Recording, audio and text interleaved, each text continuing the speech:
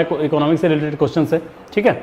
और बात करते हैं थोड़े से फास्ट और क्लियर कट बातें करते हुए, और सबसे बोला which among the following factors can lead to the decrease in the current account deficit. बोल रहे हैं करंट अकाउंट डेफिसिट में कौन से ऐसे क्या हैं फैक्टर्स हैं जो डिक्रीज करते हैं इन द करंट अकाउंट, मतलब करंट अकाउंट डेफिसिट को कम करते हैं, ठीक है। कंफ्यूज मत होना, बहुत ही क्लियर कट समझते चलना। पहली बात तो समझो कि करंट अकाउंट डेफिसिट क्या होता है, सबको पता है, मैं बात नहीं करूंगा इस पे, कि जब भी हमारा इंपोर्ट जो होता है ना, इंपोर्ट क्या हो जाता है, ज्यादा हो जाता है और एक्सपोर्ट कम हो जाता है, तो करंट अकाउंट का डेफिसिट दिखाता है वहां पे। दैट मीन्स कि हमारा आयात जो है वो बढ़ गया और निर्यात जो है वो कम हो गया, ठीक है। बोले तो value of the goods and services it imports is exceed than its export, ठीक है। मतलब इंपोर्ट अगर बढ़ जाता है वैल्यू और एक्सपोर्ट कम हो जाता है गुड एंड सर्विसेज का, तो वहां पे करंट अकाउंट डेफिसिट की बात होती है, ठीक है। चलिए, बोल रहे हैं कि यहाँ पे कुछ फैक्टर्स दिए गए हैं, बताइए कि इसमें से कौन कौन ऐसे हैं जो कि करंट अकाउंट डेफिसिट को कम करते हैं। पहला है कि depreciation of the domestic currency, घरेलू मुद्रा का मूल्यह्रास। सपोज करो कि अगर इंडिया की बात करते हैं, इंडिया का रुपया अगर गिर जाएगा, ठीक, तो ऑब्वियस सी बात है हम क्या करेंगे, चीजें कम खरीदेंगे। जब चीजें कम खरीदेंगे, ठीक, महंगाई बढ़ेगी, चीजें कम खरीदेंगे, तो जो हमारा इंपोर्ट है वो क्या हो जाएगा, कम हो जाएगा। जब इंपोर्ट कम होगा तो क्या हो जाएगा कि इंपोर्ट जैसे ही कम होगा तो क्या करेगा, डिक्रीज करेगा किसको, अकाउंट डेफिसिट को, ठीक है। तो ऑब्वियस सी बात है घरेलू मुद्रा को जब भी हम क्या करेंगे, कम करेंगे, तो ये चीजें घरेलू मुद्रा का डिप्रिसिएशन मूल्यह्रास करेंगे तो हमारा इंपोर्ट क्या होगा, कम होगा। सेकंड बोल रहा है कि decrease in the income tax rate, income tax rate को अगर कम कर दें तो उससे क्या करंट अकाउंट डेफिसिट कम होगा। देखो, अगर किसी के पास इनकम आ रही है, इनकम पे अगर टैक्स सपोज करो 10% लग रहा है, अगर उसको कम करके हम 8% पे लाएंगे तो उसके पास लिक्विडिटी बढ़ गई, मतलब पैसा उसके पास ज्यादा हो गया।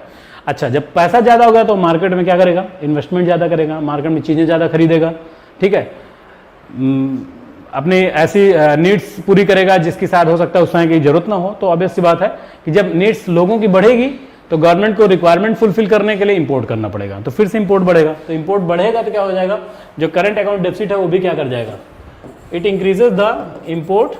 पहले ये देखो, it increases the liquidity in market, है ना, और which leads the increase the import, ठीक है, and which increase the current account deficit CAD, ठीक, कि ये बिल्कुल नहीं है। फिर बोल रहा है increasing tariff on imports, increasing tariff on imports, ठीक है। बोल रहे हैं कि अगर टैरिफ बढ़ जाए इंपोर्ट्स का, जो भी कंट्री में इंपोर्ट का कोई सामान आ रहा है तो कंट्री ने क्या किया कि टैरिफ बढ़ा दिया कि भाई इतना शुल्क लगेगा उस पर, ठीक है, इतना शुल्क लगेगा तो उससे भी इंपोर्ट क्या होगा, हतोत्साहित होगा, और जब इंपोर्ट हतोत्साहित होगा तो वहां पे जो हमारा CAD है वो क्या कर जाएगा, वो भी डाउन हो जाएगा। तो इसमें पहला और तीसरा जो है इज द करेक्ट आंसर और ऑप्शन इज द करेक्ट, ठीक है। आओ बात करते हैं नेक्स्ट क्वेश्चन पे। नेक्स्ट क्वेश्चन हमारा क्वेश्चन नंबर 16, ठीक है, 16, which of the following can be the possible benefit of merger of the banks. बोल रहे हैं कि अगर बैंक की मर्जिंग की जाए, ठीक है, दो छोटे बैंक मिला करके एक बड़ा बैंक बनाया जाए, तो इसमें से कौन कौन से ऐसे वो हैं कि जो कि पॉसिबल इसके बेनिफिट्स हो सकते हैं, ठीक है। बोल रहे हैं कि lower interest rate for the borrowers, हाँ बिल्कुल सही बात है, क्योंकि जब बड़ा बैंक हो जाएगा तो जैसे छोटे बैंक थे, तो छोटे बैंक हमेशा, छोटे बैंक, अब देखो छोटे बैंक जो होते हैं हमेशा क्या करते हैं कि जब भी ऋण देते हैं, उधार देते हैं, तो उस पर इंटरेस्ट ज्यादा लगाते हैं। क्यों लगाते हैं, क्योंकि उनके छोटे हैं, उतना ज्यादा उनके पास पूंजी होती नहीं और उनको अपना पूरा बैंकिंग सिस्टम चालू करना है। बड़े बैंक क्या करते हैं, उनके पास इतनी कैपिटल होती है कि वो क्या करते हैं, इंटरेस्ट हमेशा कम देते हैं, ठीक। तो जब छोटे छोटे बैंक मिलकर बड़े बन जाएंगे तो क्या कर देंगे, इंटरेस्ट रेट को क्या कर देंगे, कम कर देंगे, तो ये बिल्कुल सही है। फिर बोल रहे हैं capital conservation for the government, नहीं, capital conservation of the government नहीं होगा, क्योंकि आप देखे होंगे कि सबसे ज्यादा NPAs जो होते हैं, NPAs नॉन परफॉर्मिंग एसेट्स, ठीक है, NPAs सबसे ज्यादा बड़े बैंकों में ही पाए जाते हैं। तो उसमें क्या है, उसमें बैंकों में जो पैसा है वो बिल्कुल सुरक्षित नहीं होता है, ठीक है। बड़े बैंकों में जितना बड़ा बैंक उतना बड़ा घोटाला, आपको पता है, जैसे विजय माल्या वगैरह की बात करें तो PNB इतना बड़ा बैंक था पब्लिक सेक्टर का, ठीक है, इसलिए वहां से ऐसे स्कैम हुए। फिर तीसरा है reduction in cost of doing business, ठीक, हाँ ये होगा, क्यों होगा, क्योंकि सपोज करो जैसे कोई स्मॉल डेवलपमेंट बैंक है, ठीक है, स्मॉल फाइनेंशियल बैंक है सपोज करो, तो वो एक पर्टिकुलर क्या करेगा, जैसे इंडस्ट्रीज लगानी है, अगर किसी को लोन की जरूरत है, ठीक, अगर किसी पर्टिकुलर प्रीमाइसेस को सेटअप करने के लिए उसके पास अगर उसको लोन की जरूरत है 5 करोड़ की, ठीक, तो स्मॉल फाइनेंशियल बैंक एबल है 5 करोड़ को पे करने के लिए, ठीक, वो 5 करोड़ को पे करेगा और उस 5 करोड़ पे वो सपोज करो कि 12% का टैक्स ले रहा है, ठीक है, उस डेप्ट पे 12% का ले रहा है, ठीक। लेकिन अब उसको और 50 करोड़ की जरूरत है, तो उस 50 करोड़ को वो स्मॉल फाइनेंशियल बैंक नहीं पे करेगा, ठीक। उसको हो सकता है कि 1, 2, 3 छोटे छोटे अदर स्मॉल बैंक पे करें, तो सब 12%, तो मतलब अगर बाहर किया जाए तो 12 48%। अगर वो इतना अगर इंटरेस्ट पे कर रहा है ऐसे 4 बैंकों से फॉर द 60 करोड़, और वही 60 करोड़ अगर किसी बड़े बैंक में जाकर के बिग बैंक से ले रहा है, वहां पे उसको केवल कितना 10% ही पे करना पड़ रहा है। तो ऑब्वियस सी बात है कि कॉस्ट रिडक्शन होगा जब भी क्या हो जाएगा, मर्जर ऑफ बैंक होगा। तो पहला सही है, तीसरा सही है, that means C option is the correct 1 and 3, ठीक है। आ जाओ दूसरे क्वेश्चन पे चलते हैं, अगले क्वेश्चन पे। अगला क्वेश्चन हमारा क्वेश्चन नंबर 17 बोल रहे हैं कि राष्ट्रीय निवेश कोष के संदर्भ में निम्नलिखित कथनों पर इस पर विचार करना है। जो हमारा नेशनल इन्वेस्टमेंट कोष है, ठीक है, उसके बारे में विचार करना है। नवंबर 2005 में इसको इस्टेब्लिश किया गया था, पहले ये समझ लो आप, ठीक है। उसके बाद बोल रहे हैं, क्या कह रहे हैं कि it receive the disinvestment proceeds of central public sector enterprises. देखो सबसे पहली बात तो कह रहे हैं कि disinvestment proceeds of central public sector enterprises, ठीक है। पहली बात तो ये कि ये इसकी वजह से नहीं बना है कि इसको जब डिसइन्वेस्टमेंट किया गया तो NIF बना, नहीं। ये करता क्या है कि जो भी डिसइन्वेस्टमेंट से जो भी प्रोसीड्स मिलती हैं, जो भी प्राप्तियां होती हैं, उसको ये चैनलाइज करता है। क्या करता है? चैनलाइज करता है। और चैनलाइज करने के बाद उसको डिफरेंट सेक्टर्स में जो भी डिसइन्वेस्टमेंट से जो भी राशि मिली है, जो भी पैसा मिला है, उसको डिफरेंट सेक्टर, जैसे सपोज करो उसने बैंकिंग को बढ़ावा देने के लिए उधर इतना भेज दिया, उधर सब्सिडी के लिए उसने बता दिया कि 10% for the subsidy, 15% for the encouragement of the public sector banks, ठीक है, 3% in the defense sectors, ठीक है, 4% in the innovation, ठीक। तो इस तरीके से क्या करता है, चैनलाइज कर देता है वो, ठीक।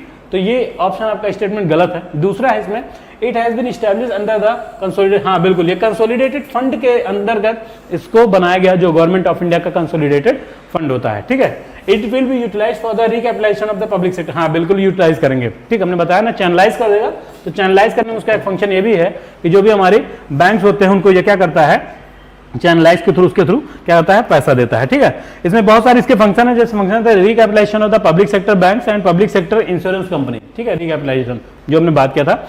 उसके अलावा है कि investment by the government in the RRBs, जैसे आरआरबीज हो गई, नाबार्ड हो गई, एक्सिम बैंक हो गई, है ना, तो इन सबको क्या करेंगे, उसमें इन्वेस्टमेंट करेगा। फिर बोल रहा है रेलवेज में इन्वेस्टमेंट करेगा, ठीक है, मेट्रो प्रोजेक्ट में जो भी इक्विटीज देनी है वो सब देगा। तो सारा काम क्या होगा, ये NIF का काम होगा, ठीक है, नेशनल इन्वेस्टमेंट और फंड की बात हो रही है, ठीक है। तो option B is the correct, 2 and 3 is the correct option, ठीक है। आओ बात करते हैं हमारा अगले क्वेश्चन का, question 21। Question number 21 with reference to economy zero coupon bond, ठीक है। ये बोल रहे हैं जीरो कूपन बॉन्ड इकोनॉमी के संदर्भ में क्या होता है। सबसे पहली बात तो आप ये देखिए कि जीरो कूपन बॉन्ड जो होते हैं, ठीक है, ये कह रहे हैं कि जिस समय बॉन्ड की लाइफ होगी उस समय कुछ नहीं पे किया जाएगा। जब बॉन्ड चल रहा है, जैसे सपोज करो कि अगर 3 ईयर का टर्म्स है उस बॉन्ड का, ठीक, तो ये 3 इयर्स के बाद ही इसकी मेच्योरिटी की पीरियड आएगी। किसकी पीरियड आएगी? मेच्योरिटी पीरियड आएगी। तो इस मेच्योरिटी के टाइम पे ही जो भी प्रॉफिट होगा उसके साथ में लगा करके ये किसको, बेनिफिशियरी को पे किया जाएगा, ठीक। इसमें क्या है, इसमें ड्यूरिंग 3 इयर्स, ये आप कह सकते होगे during the life of the bond, ठीक है, नथिंग विल बी पे, ठीक है, कुछ भी पे इसमें नहीं किया जाएगा। ये कारपोरेट सेक्टर के द्वारा मतलब ये बॉन्ड जारी किया जाता है, ठीक है।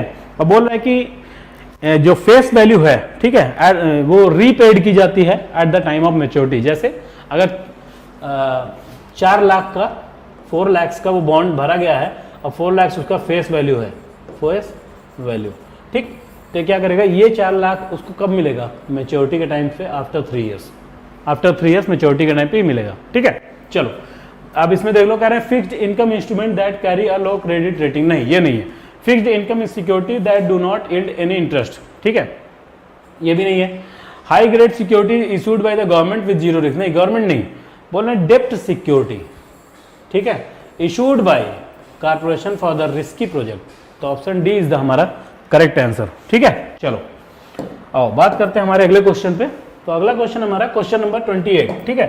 28 question is here regarding the incremental cash reserve ratio. Incremental cash reserve ratio was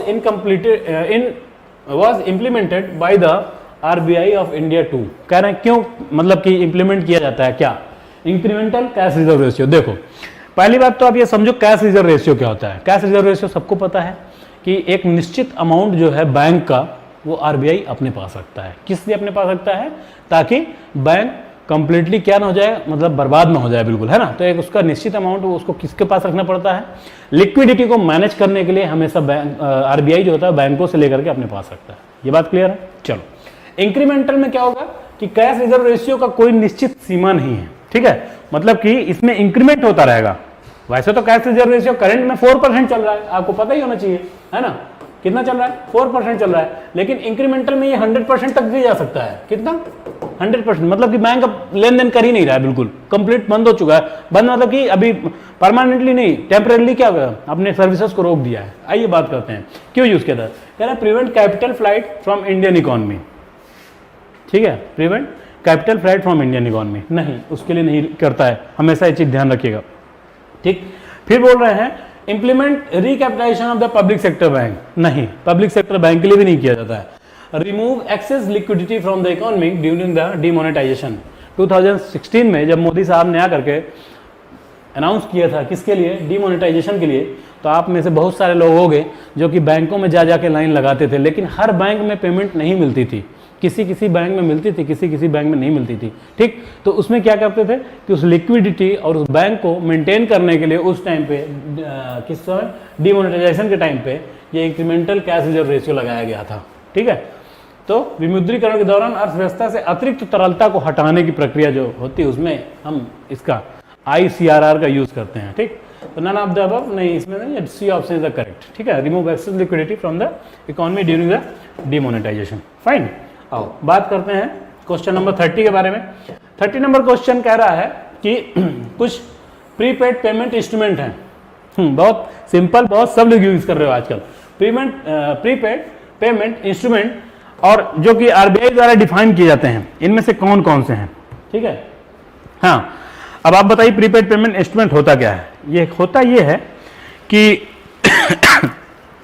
जैसे किसी भी सपोज करो कि कोई गुड्स एंड सर्विस है, ठीक है, अगर उसका कुछ वैल्यू है, ध्यान से समझना, उसका कुछ वैल्यू है जो कि मतलब क्या कह सकते हो, जो खरीदार है, ठीक है, उसको कैश, डेबिट कार्ड या क्रेडिट कार्ड से उसको क्या करेगा, पे करेगा, बैंक अकाउंट से पे करेगा, ठीक। तो उसके मतलब कि उसके अगेंस्ट में कोई ऐसा मेथड, कोई ऐसे मतलब इंस्ट्रूमेंट, ठीक है, आप कह सकते हो कि prepaid payment instruments are the method that facilitate purchase of goods and services, ठीक है, that facilitate purchase of goods and services against the value stored on such instrument, ठीक है, मतलब उस इंस्ट्रूमेंट या उसका जो भी वैल्यू होगा उसके अगेंस्ट में पे करेगा, ठीक है। तो इसमें क्या हो सकता है, जैसे हमारे बहुत सारे स्मार्ट कार्ड होते हैं, ऑनलाइन वॉलेट्स होते हैं, मोबाइल वॉलेट्स होते हैं, ठीक है, मोबाइल वॉलेट्स होते हैं, फूड का कूपन नहीं, चेक्स नहीं, ठीक है। तो इसमें ये सब जो होते हैं हमारे, वो किस में यूज किए जाते हैं, फूड कूपन्स होते हैं, ठीक। अब देखो कूपन की कोई वैल्यू नहीं है, इसकी कोई वैल्यू नहीं, लेकिन किसके एवज में पे किया जा रहा है, अगर उसके एक जैसे जारी कर दिया, कितने, 1000 रुपए का कूपन है, कितने का, 1000 रुपीज का, तो इस कूपन से क्या हो जाएगा, पेमेंट हो जाएगा, किसको, किसी भी 1000 वाले आर्टिकल्स को। हमें उसके लिए क्या है, हमें उसके लिए किसी बैंक खाते तक जाने की जरूरत नहीं, या मोबाइल वॉलेट है, मोबाइल वॉलेट जैसे कैशबैक मिला हुआ है, या मोबाइल वॉलेट से कुछ ऐसा रिटर्न कुछ आया हुआ है, तो हम बैंक खाते से नहीं, डायरेक्ट मोबाइल वॉलेट से पे कर देंगे। These are the prepaid payment instruments, ठीक है। तो mobile wallet and food coupon, ठीक। तो ऑप्शन 3 का बी होगा, इससे सॉरी 30 का बी होगा, 1 और 2। बाकी चेक्स का आपको पता ही है कि चेक्स में जितना वैल्यू उसके ऊपर लिखा जाता है वही वैल्यू उसमें पे किया जाता है और डायरेक्ट बैंक अकाउंट से पे किया जाता है, ठीक है, वहां से वो डिडक्ट हो जाता है, ठीक। आओ बात करते हैं 35, क्वेश्चन नंबर 35 क्वेश्चन कह रहा है बीच among the following are the features of oligopolistic market, ठीक। ऑलिगोपॉलिस्टिक मार्केट, ऑलिगो मीन्स होता है फ्यू, ध्यान रखना, लैटिन वर्ड से ये, और पॉलियो का मीन्स होता है टू सेल, दैट मीन्स की few are responsible to sell, मतलब कुछ ऐसे हैं जो कि बेचेंगे।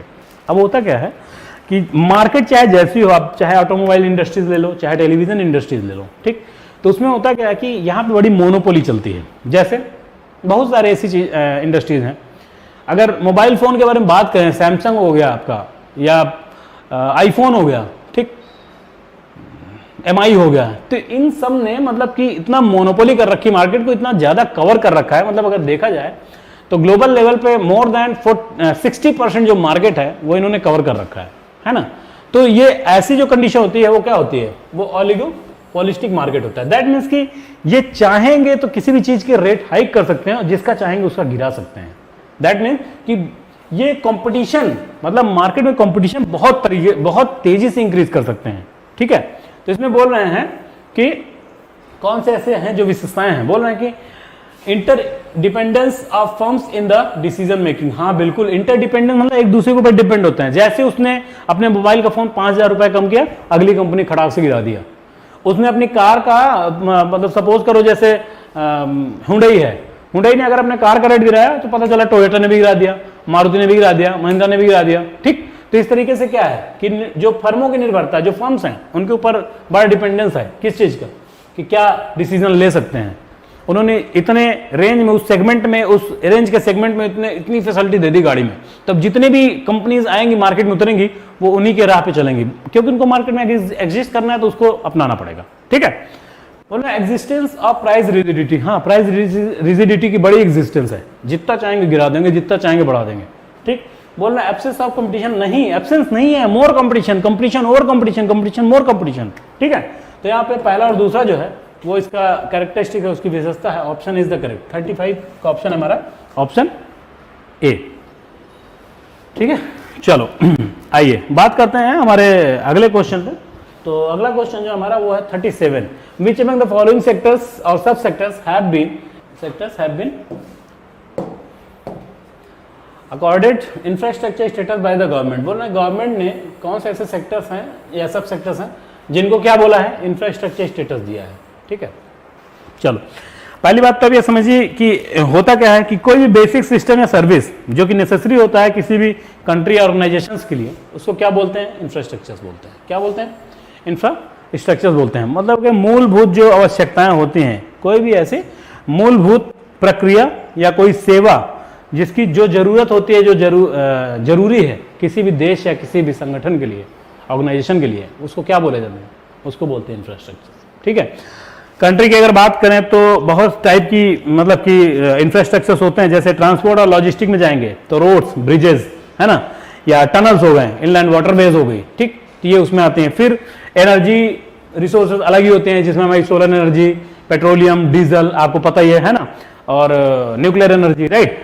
फिर अगर बात करें वाटर सैनिटेशन का तो उसमें इरिगेशन हो गया, या आप कह सकते हो ड्रिंकिंग वाटर हो गया, वाटर सप्लाई हो गया, ठीक है, वाटर फॉर द इंडस्ट्रीज हो गया, water for the agriculture sectors हो गया, वाटर फॉर द वेटरनरी या एनिमल हस्बेंड्री हो गया, ठीक। तो उसमें सब आते हैं। फिर कम्युनिकेशन में जाएंगे तो जैसे आपको पता है mobile technology, radio phone technology, TVs, है ना, तो इन सब चीज़ों में कम्युनिकेशन जो इंफ्रास्ट्रक्चर्स हैं, मोबाइल टावर्स हो गए, ठीक है, टीवी ऑपरेटर्स हो गए, ठीक, इन सबको। फिर अगर सोशल और कमर्शियल इंफ्रास्ट्रक्चर की बात करें तो उसमें हमारे एजुकेशनल इंस्टीट्यूशन आ गए, स्पोर्ट्स आ गए, हॉस्पिटल्स आ गए, टूरिज्म इंफ्रास्ट्रक्चर्स आ गया, और क्या है कि जैसे बहुत सारी हाउसिंग कंपनीज हो गई, अफोर्डेबल हाउसिंग, जैसे फ्लैट्स बना के बेचना, ठीक है। तो ये सब सारे क्या है, ये सब सारे इंफ्रास्ट्रक्चर्स के क्या है, पार्ट्स हैं। तो इसमें सभी जो हैं वो इंफ्रास्ट्रक्चर्स हैं, ठीक। तो डी इज द 1 2 3 एंड 4 सारे इंफ्रास्ट्रक्चर्स हैं, ठीक है। आओ बात करते हैं नेक्स्ट पे। हमारा नेक्स्ट क्वेश्चन है क्वेश्चन नंबर 50। क्वेश्चन नंबर 50 क्या बोल रहा है कि राष्ट्रीय किशोर स्वास्थ्य कार्यक्रम was launched by ministry of Health and Family welfare 2018, नहीं 2014 में हुआ था। ये दे दिया है पूरा, किसके बारे में, राष्ट्रीय किशोर स्वास्थ्य कार्यक्रम, आरकेएस के बारे में कंप्लीट इंफॉर्मेशन दिया है, ये जो आपके लिए रेलेवेंट है, इसलिए हम कुछ अलग नहीं बता रहे हैं। फिर बोल रहा है द रिस्क या आरकेएस के program defines an adolescent as a person, ठीक है, within 8 to 19 years of age. तो 8 नहीं है, ये है 10 to 19 ईयर्स। कितना है साहब, 10 to 19 ईयर्स ऑफ एज। फिर है Ministry of Health and Family Welfare in collaboration with the United Nation Population Fund UNFPA has developed a national adolescent health strategy. बिल्कुल सही बात है ये। 6 थीमेटिक एरियाज, ठीक है, कौन कौन से एरियाज हैं, nutrition, sexual reproductive health, substance misuse, non communicable diseases, mental health, injuries and the violence, इन सब के बारे में जो है बात करते हैं, जो 6 ऐसे टारगेट्स हैं जिसको इस RKS के स्कीम के तहत क्या करना है, टारगेट किया गया है। तो बोल रहा है कि statement which is not true, कौन से ट्रू नहीं है, तो पहला और दूसरा नहीं ट्रू है इसमें से, बाकी तीसरा है, तो पहला और दूसरा कहाँ पे दिया गया है, only 1 and 2, C is the correct option. ठीक है। 70 बोल रहा है कि recently the government has launch the, ठीक है, सहकार मित्र के बारे में बात हो रही है, सहकार मित्र स्कीम, ठीक, which of the following is not correct regarding the scheme, कह रहे हैं कि इस स्कीम के रिगार्डिंग में क्या करेक्ट नहीं है उसके बारे में बात करना है, करेक्ट के बारे में नहीं, जो करेक्ट नहीं है उसके बारे में बात करना है। ठीक है। आओ, कह रहे हैं कि it will help cooperative institution get access to the innovative ideas of young professional. ठीक है। It is an initiative of the national cooperative development corporation.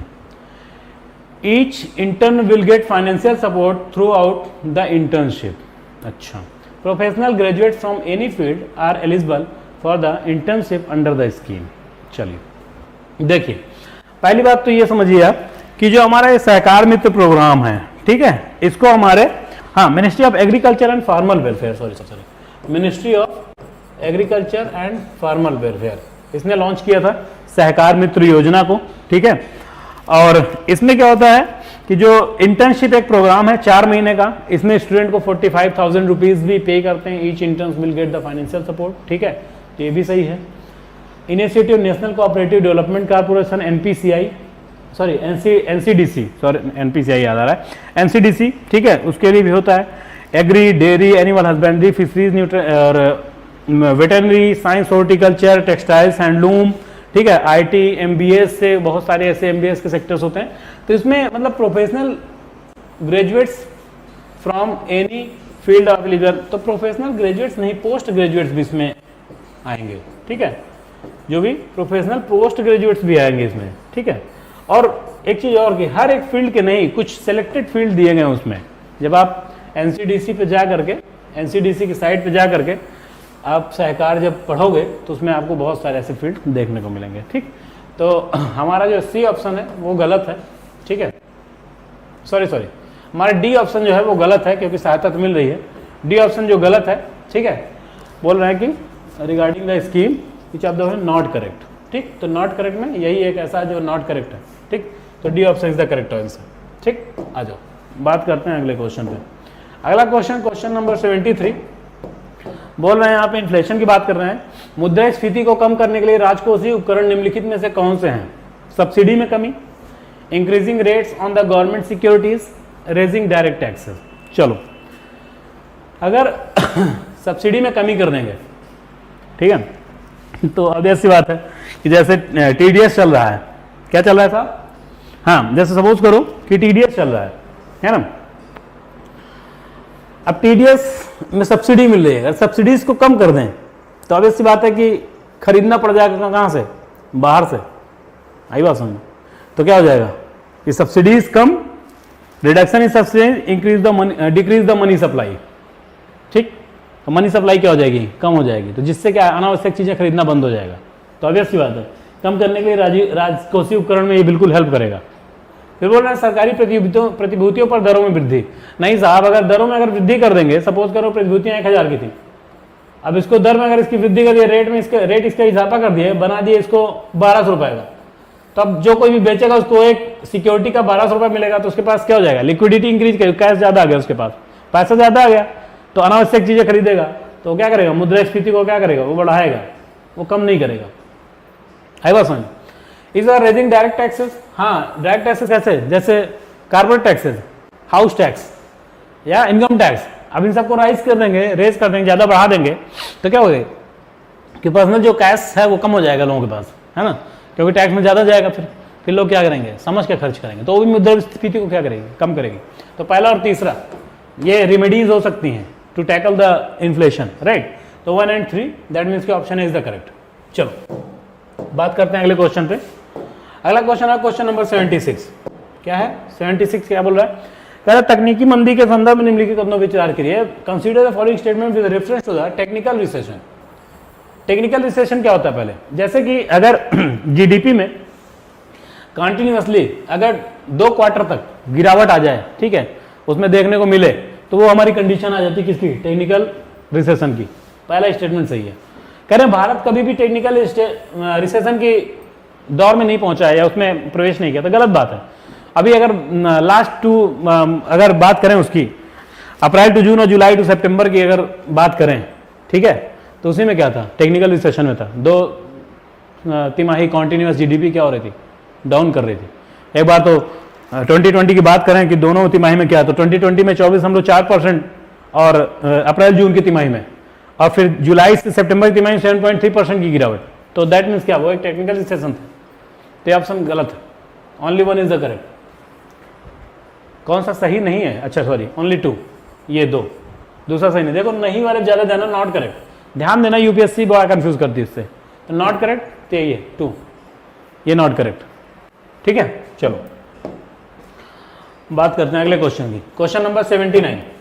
Number 79 question क्या कह रहा है, कह रहा है कि which of the following can be the implication of increasing reverse repo rate by RBI.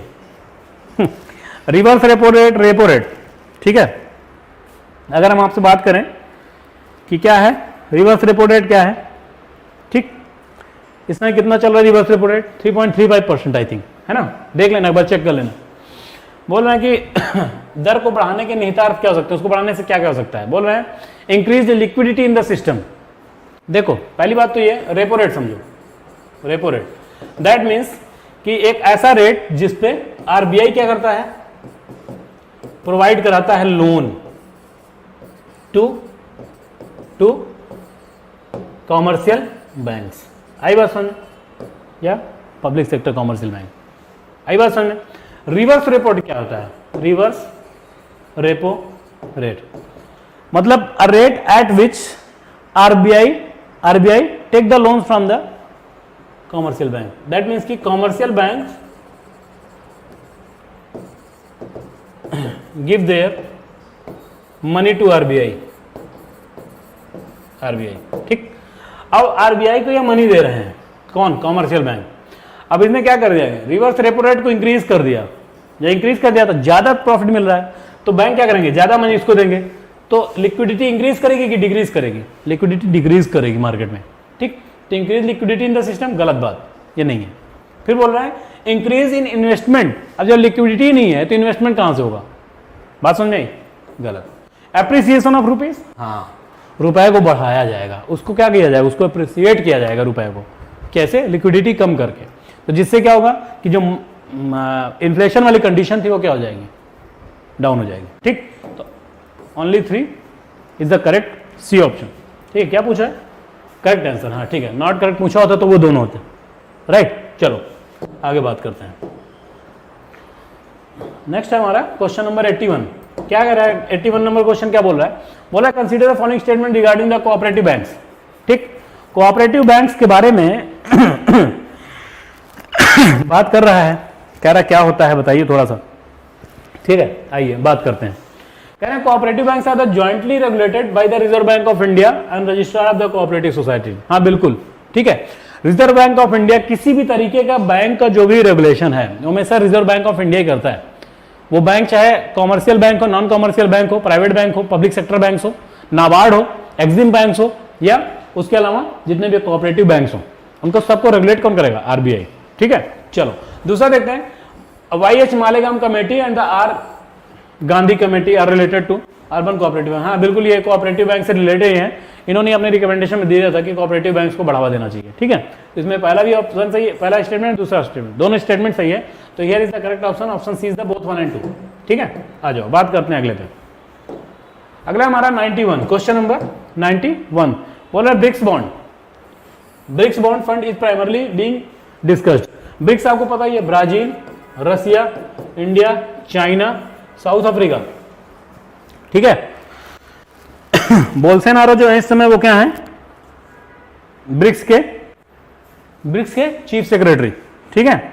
चलो ब्रिक्स बनाया कब गया था,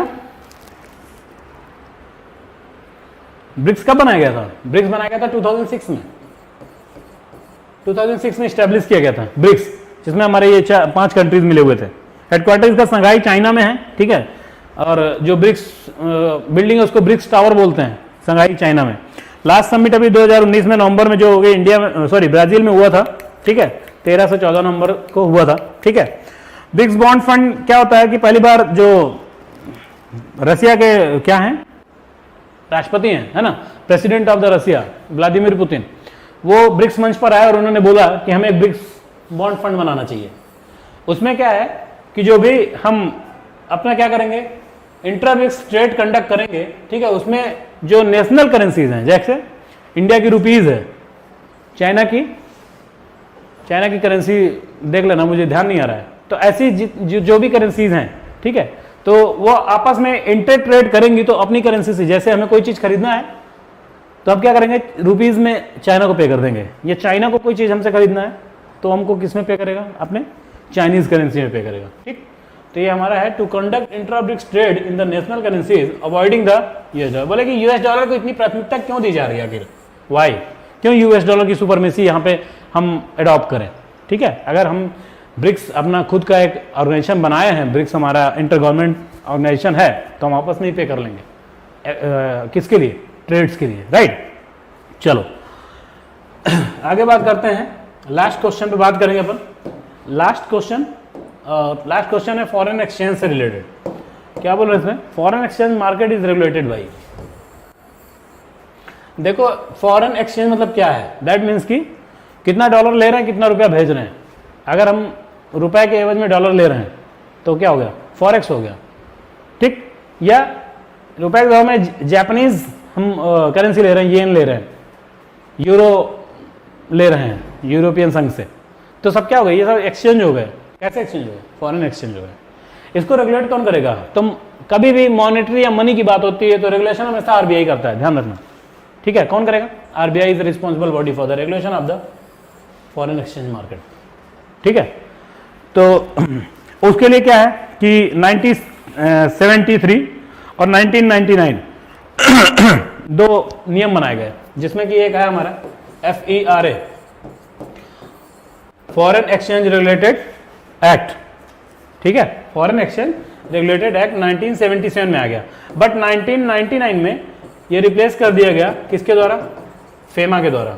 फेरा को रिप्लेस कर दिया गया, फेरा आया कब, 1977 में, ठीक है, और फेरा को रिप्लेस किया गया 1999 में by the FEMA, foreign exchange management act, ठीक है। तो आरबीआई ये सारी चीज करती है, ठीक। चलो, तो these are the question related to our economics.